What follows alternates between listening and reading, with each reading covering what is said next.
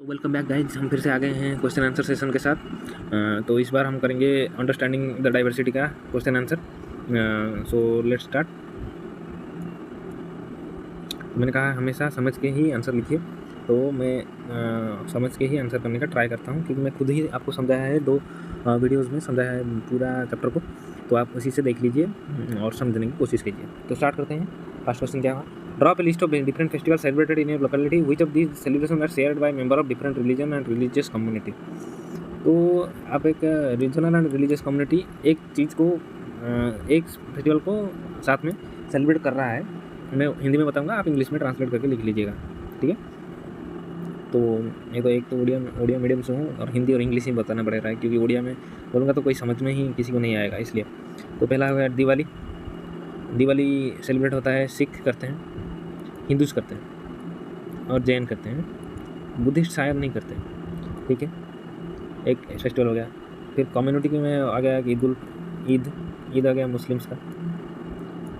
फिर हमारा आ गया December 25, जो कि सब सेलिब्रेट करते हैं, हिंदू, मुस्लिम, क्रिश्चियन, ये सब सेलिब्रेट करते हैं December 25। फिर आ गया गुड फ्राइडे, तो ये आ गया, ये बस सिर्फ सेलिब्रेट करते हैं गुड फ्राइडे क्रिश्चियंस। और एक रीजनल में भी दिया गया है, तो रज्जो, देखिए रज्जो होता है जो सिर्फ उड़ीसा में सेलिब्रेट करते हैं, ओनली इन उड़ीसा। तो वैसे ही देखा था हमने Onam festival only celebrated in Kerala region.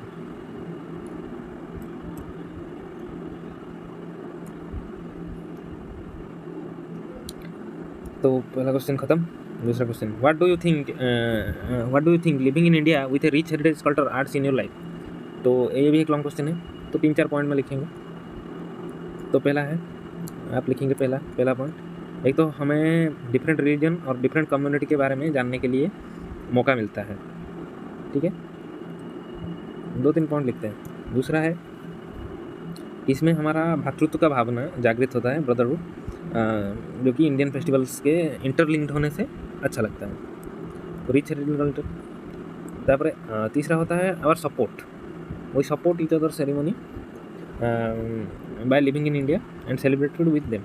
तो ये भी एक हो गया। तो 3 पॉइंट्स काफ़ी हैं आपके लिए।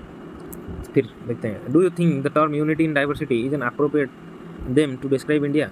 तो यूनिटी इन डाइवर्सिटी क्या अप्रोप्रिएट है इंडिया को डिस्क्राइब करने का? What do you think Nehru is trying to say about India's unity in sentence quoted above from his book the discovery of India?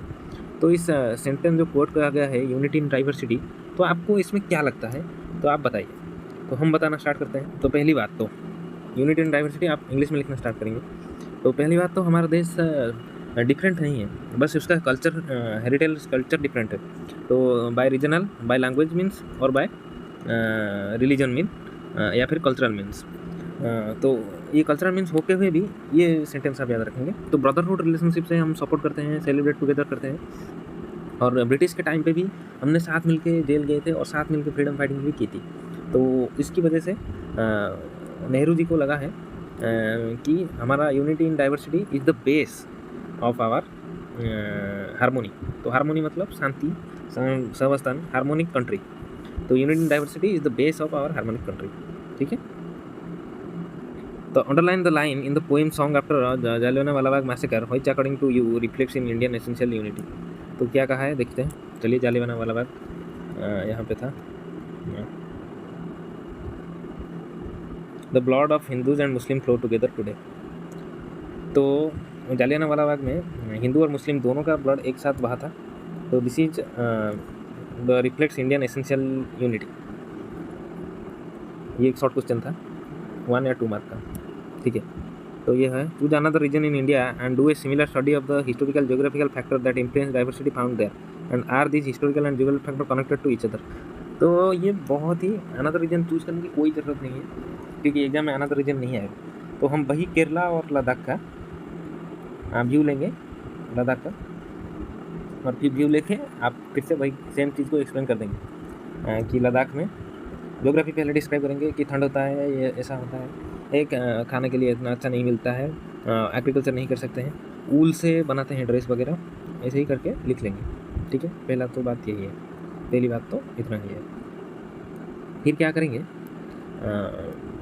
फिर हमारा हाँ और एक रहेगा लद्दाख में हमारा जो रिलीजियस पॉइंट ऑफ व्यू है, क्योंकि वो हिस्टोरिकल बैकग्राउंड लिखा है, तो रिलीजियस में आ गया पहले हमारा तिब्बत से आए हमारे बुद्धिज़्म के फॉलोअर्स, और फिर हमारा इस्लाम इन्वेजन के बाद इस्लाम भी आ गया था उसमें, और डिसेंट अमाउंट का भी। फिर उसका ट्रेड रूट्स और क्या ट्रेड करते हैं, तो पश्मीना शॉल फ्रॉम पश्मीना गोट,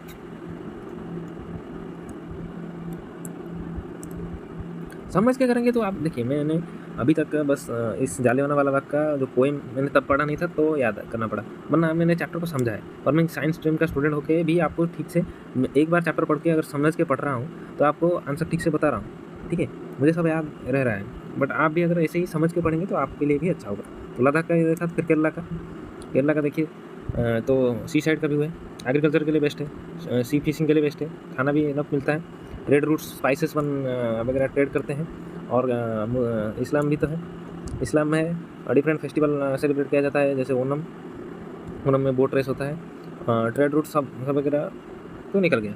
तो ऐसे ही करके आपको एक्सप्लेन करके लिखना है, या फिर आप चाहे तो मेरे ख्याल से थोड़ा सा बुक को भी फॉलो कर सकते हैं। यहाँ पे जो लिखा था ये चाइनीज़ फिशिंग नेट भी यूज़ करते हैं, ये सब अरे चाइनीज़ फिशिंग नेट और जुदाइज्म, इस्लामिज्म, हिंदुइज्म सब प्रैक्टिस होता है, ये सब लिख सकते हैं। और क्लाइमेट के बारे में भी लिख सकते हैं, यहाँ पे कोल्ड होता है वहाँ लद्दाख में, और यहाँ पे most of the time summer होता है। तो ऐसे ही करके आप सारे आंसर बुक से फॉलो करके भी लिख सकते हैं।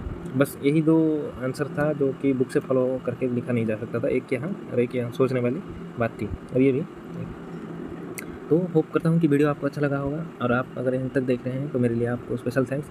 मुझे कोई सब्सक्राइब किया है अभी चैनल पे, मुझे पता नहीं है कौन है, और आपको अगर पता है कि कैसे जानते हैं कि सब्सक्राइब किसने किया है तो प्लीज़ मुझे बताइएगा कमेंट्स में, और अगर आपको कोई भी डाउट है तो आप पूछ सकते हैं कमेंट्स में।